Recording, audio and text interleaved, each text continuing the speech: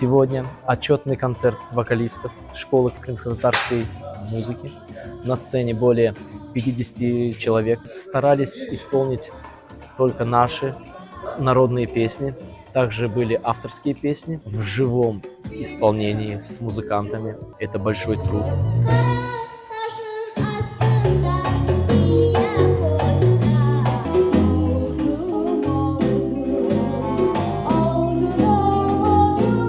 Заниматься музыкой было моей мечтой с детства.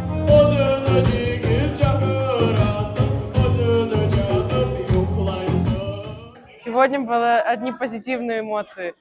Не могу описать словами, насколько я был рад. Мен пек sevinirim.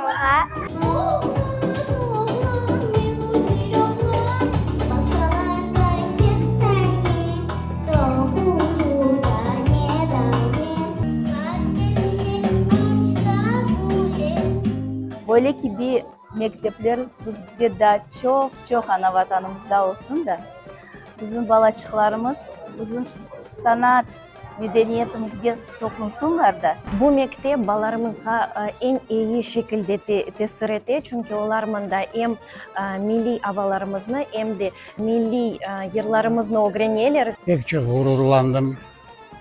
Canım açık oldu. Ben bileyim ki bularını koyduğun son bizlerden son geleceğimiz bulardır.